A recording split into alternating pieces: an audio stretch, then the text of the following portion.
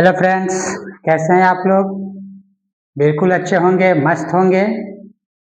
और आज मैं फिर वीडियो को लेकर आया हूँ। वीडियो है आपका लाइट ऑफ रिफ्रैक्शन, प्रकाश का अपवर्तन।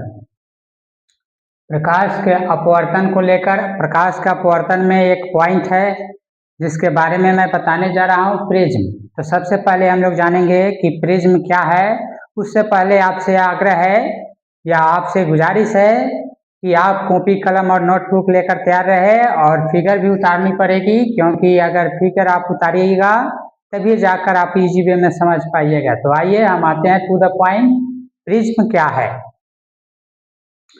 प्रिज्म क्या है? प्रिज्म जो है वह कांच के त्रिपार्श्व फलक का बना पारदर्शी माध्यम होता है। जब प्रकाश की किरण प्रिज्म के किसी फलक पर पड़ती है तो वह विरल माध्यम से सघन माध्यम में प्रवेश करती है। ये आपका प्रिज्म है, ए बी सी, है ना। और ए बी सी आपका प्रिज्म है, त्रिपार्श्व फलक है। ये क्या है? त्रिपार्श्व फलक है। ये आपका आपतित किरण है। आपतित किरण जब यहाँ पर, है ना, यानी फलक पर पड़ती है, प्रिज्म के फलक पर, तो ये क्या होता है? बेस की ओर मुड़ता है। कहाँ हो जाता है? बेस की ओर जाएगा। और ये इस तरह से होते हुए फिर ये जो किरण है आपको, इसको निर्गत किरण कहते हैं। यानी आपतित किरण जो है वह क्या है? विरल माध्यम से सघन माध्यम में प्रवेश कर रही है। तो यहाँ पर एक एंगल बन रहा है R1, और ये जो है आपका R2। इसलिए R1 जो है, ये जो है आपका R1 और R2 दो तरह का एंगल बन रहा है। इसमें आप देखेंगे ये है आपका विचलन कोण, जिसको हम लोग नॉर्मल से या डॉट लाइन से रिप्रेजेंट किए हैं। इसके बीच, है ना, क्या होता है? एक कोण बनता है जिसको विचलन कोण कहते हैं, और इसको हम लोग डेल से हम लोग क्या करते हैं? सूचित करते हैं। तो डेल से सूचित करते हैं। ये वाला जो एंगल है आपका डेल से सूचित हो रहा है, इसको डेल कहते हैं। तथा अभिलंब की ओर मुड़ जाती है। और यहाँ से हम लोग क्या किए हैं? एक अभिलंब डाला गया है। तो ये क्या होता है? अभिलंब की ओर मुड़ जाती है। कहने का मतलब है कि अभिलंब है तो अभिलंब की ओर क्या हो जाएगा? वो मुड़ेगा। ठीक इसके विपरीत जब किरण प्रिज्म से बाहर निकलती है, ये हम बात कर रहे थे निर्गत कोण का, है ना, यानी निर्गत किरण का, है ना। निर्गत जो है वो क्या है? बिल्कुल, यानी इसके विपरीत जब किरण प्रिज्म से बाहर निकलती है तो सघन माध्यम से, ये जो है आपका प्रिज्म जो है ये कांच का बना हुआ, ये सघन माध्यम है, और बाहर आ गया तो ये हो गया आपका विरल माध्यम। तो सघन माध्यम से विरल माध्यम में प्रवेश करती है तो अभिलंब से दूर चली जाती है। ये अभिलंब है, बिल्कुल देखिए अभिलंब से दूर चला गया, है ना। यहाँ पर क्या हो गया आपका? यहाँ पर ये जो आपका I2 है, यहाँ I है, और यहाँ पर I2 एंगल है, आपतित किरण, आपतन कोण है ना, आपतित, है ना, आपतन कोण। यहाँ पर देखिए, यहाँ पर भी है, तो यहाँ पर भी एक एंगल बन रहा है, यहाँ पर भी एंगल बन रहा है। और इसको हम लोग क्या करते हैं? निर्गत किरण को हम लोग क्या करते हैं? S से रिप्रेजेंट करते हैं। आपतित किरण को हम लोग P से रिप्रेजेंट किए हैं। जिस पॉइंट पर ये पड़ रहा है किरण, उसको हम लोग उस पॉइंट को Q से रिप्रेजेंट कर रहे हैं, है ना।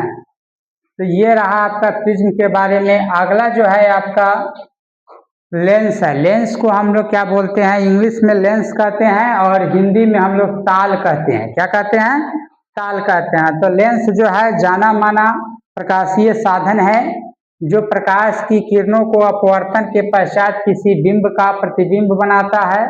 और लेंस दो प्रकार के होते हैं। उत्तल लेंस, जिसको उत्तल ताल भी कहा जा सकता है। दूसरा जो है अवतल लेंस, जिसको अवतल ताल भी हम लोग कहते हैं। तो सबसे पहले हम लोग आएंगे कि उत्तल लेंस क्या है। इंग्लिश में हमें इस क्या कहते हैं? कन्वेक्स लेंस भी कहा जाता है।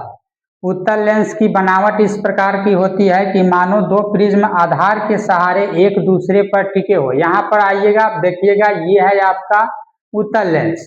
उत्तल लेंस में बीच में देखिएगा, लग रहा है कि दोनों जो है दो ट्रायंगल यहाँ पर है, यानी कहने का मतलब दो प्रिज्म है, और दोनों प्रिज्म जो है एक ही बेस पर टिका हुआ है ना। इस तरीके से माने बना होता है।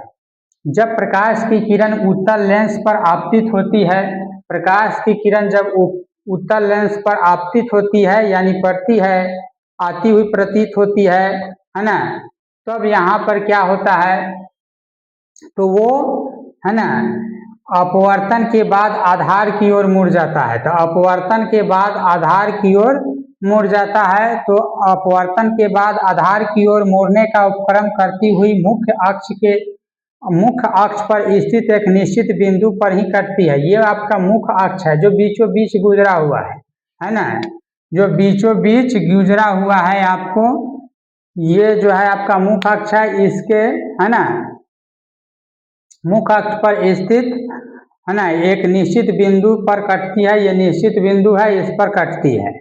इस क्रिया को हम लोग भौतिक विज्ञान में अपसरित होना कहते हैं।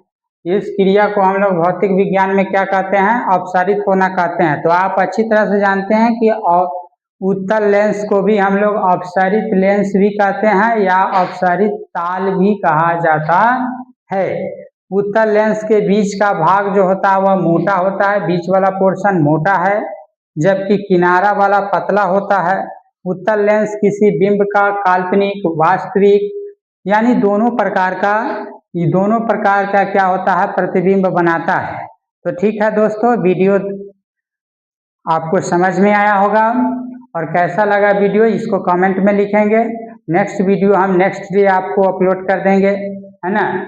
और आप इसी तरह चैनल पर बने रहिए। जब इतना कुछ हम आपके लिए कर रहे हैं तो आप भी क्या कीजिए, इस अपने दोस्तों के बीच इस चैनल को शेयर कीजिए और लाइक कीजिए, सब्सक्राइब कीजिए। Thank you.